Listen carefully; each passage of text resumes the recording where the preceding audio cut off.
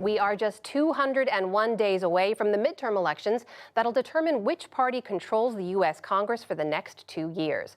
But the process of deciding who will be on the ballot kicks into high gear in just a matter of weeks, with primary battles in several key states. For a look at what's ahead, we turn now to two party insiders. Faiz Shakir is a Democratic political advisor who was the campaign manager for Bernie Sanders' 2020 presidential campaign. And Glenn Bolger is a Republican strategist and co-founder of Public Opinion Strategies, a pollster for many Republican candidates. Welcome to you both. Thanks for being here. Faiz, I want to start with you and something that's been making a lot of headlines recently, which is where President Biden's approval ratings are. And I want to ask you what they mean for other candidates, but let's just take a look at some of those numbers to set the table here. When you look at some of these approval ratings among key groups, since Biden took office to March 2022, we've seen some big drops. He's down 10 points overall. Among people of color, he's down 12 points. Among young Americans, Gen Z and millennials, down 17 points, down 10 points with independents. Faiz, how does he get those numbers back up? And if he can't, how concerned should Democratic candidates be? Well, he's been dealt a series of tough cards, and I understand that the legislative agenda has been stalemated, often by corporate Democrats who've stood in his way. He's got some foreign policy crises to deal with. I think that the struggle for him is that for some of these young people who got involved in politics, they had some high ambitions of what could get done. And obviously some of those things are not going to happen, but they still want to see a president who's fighting for them, who's animating the fight, who's wielding authority and power in as aggressive a way as possible. And I think that that's where sometimes people are getting, I think, depressed. That is the president kind of going to bat for the working class, taking on corporate power, taking on corporate Democrats where they stand in his way. And I think this is that White House has often tried to, they have a return to normalcy, a turn away from Trump, and they have not wanted to kind of engage in the heated battles that I think sometimes is required. Not all the times, but sometimes you do have to pick a fight, and you have to show that, you really are animated by fighting for working class people. So, Glenn, obviously the White House says there's time before the midterms. We're going to show people we're doing the work, especially on the economy, which we know is a top issue for both Democrats and Republicans. If people see the work getting done, if things start to improve when it comes to cost of living and so on, and people feel better about the economy, is that a tougher argument for Republicans? Look, that's an very unlikely scenario. The last time the party in the White House, in control of the White House, didn't get spanked in a midterm election was 2002, and largely because of what had happened on September 11, 2001. It's too late for the White House and the Democratic Party to turn things around for this election. Every 4 years going into the midterm, you hear the same thing. Oh, we've got time. We can turn it around. But it never gets turned around in time. It certainly, look, what happens in 2022 is not a predictor for 2024. There's plenty of elections. Barack Obama's reelection in 2012 after getting spanked in 2010 is, pretty strong evidence of that. Bill Clinton in 1996 after getting spanked in 1994.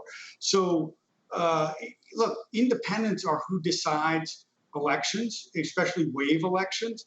And when there's a wave election, 2018, voting against Republicans and Donald Trump, independents went double digits for the Democratic Party. In 2014 and 2010, they went double digits for the Republican Party.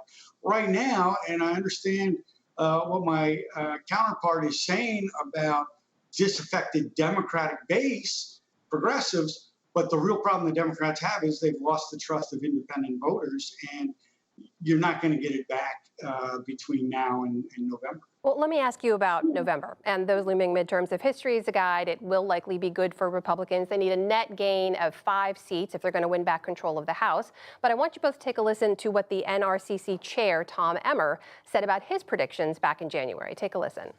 We're going to make sure that we work hard over the next 9 to 10 months and make that a reality, a Republican majority in the House. And if we do our job, John, I believe we'll have a Republican majority in the Senate again as well. So, Glenn, do you agree with that? Both chambers are up for grabs by the Republicans? Well, I think the House is all but a done deal. I mean, people still have to vote, but that's highly likely. I think the Senate is likely, but there's certainly an easier path for the Democrats to retain control of the Senate than there is for them to retain control of the House. Even though the Senate's 50-50, just the state landscape is not as promising for Republicans as it will be, for example, in 2024. So I think it's more likely than not that Republicans take control of the Senate, but I'm not as quite as wildly optimistic as I am about the House. Faze, what about you? You agree with that?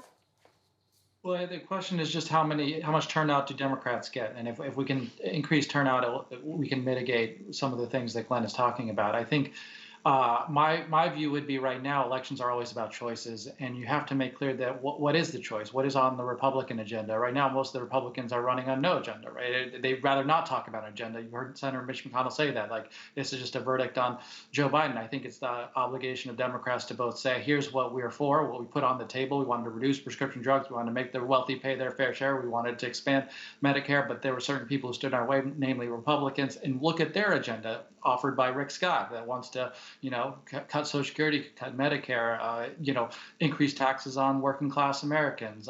It is one that is completely not responsive to the wealth and income inequality that we see in America. They do nothing to confront corporate power. And I think that those arguments would have resonance with independent voters, with young voters. But we do have to crystallize those choices. Otherwise, if it just becomes a referendum on Biden, I think it goes in the direction that Glenn's talking about. Well, Faze, we've already seen some Democratic candidates making a little bit of distance between themselves and the president. Specifically, I'm thinking about issues like immigration, where you've seen Democratic senators who are going to face voters in November criticizing some of the policies. Are we going to see more of that? Yeah, I mean, it's natural that in each of these races, particularly when you have a head of the party that's struggling a little bit politically, as Joe Biden is, that each of the candidates can try to distinguish themselves. And so part of the ways they distinguish themselves is sometimes to say, here's where I'm different from the head of the party. That's, in my mind, that's fine and appropriate. I would ask them to pick fights that are very popular, like, instead of, trying to run away from the popular agenda. I mean, the things that have failed, right, the Democrats haven't yet gotten across the finish line, are incredibly popular, and Joe Manchin, Senator Sinema, and others stood in the way. That would have been cutting prescription drug prices. That would have been making the wealthy pay their fair share. If you go out and talk about raising the minimum wage to a living wage, those are really popular items.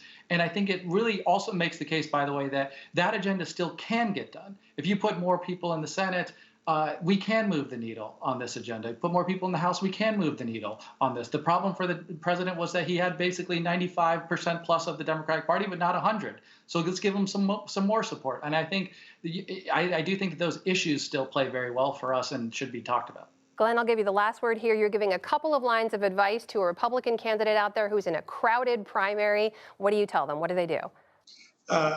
Look, crowded primaries are pretty much a crapshoot. It's a roll of the dice. So what you have to do is get your name ID up. You have to get your favorables up. And if need be, you got to create some elbow room, a little bit of space between yourself and your opponents. Because by the way, one of the reasons that Republican primaries are so crowded this year is people see a lot of opportunity. When things are bad, like in 2018, you don't get that many candidates running. Here, Republicans, just like in 1994 and 2010, they look and say, oh, this is a very good year to win. I mean, candidates aren't stupid. Even if you disagree with some of the things they say or a lot of things they say, they know what a good political year looks like and what a bad one looks like. This one's looking good, so there are a lot. That's why so many candidates are running, and it's crowded primaries. And just over 200 days to go until those midterm elections, and a lot of primaries before then. Glenn Bolger, Faiz Shakir, thank you so much for your time.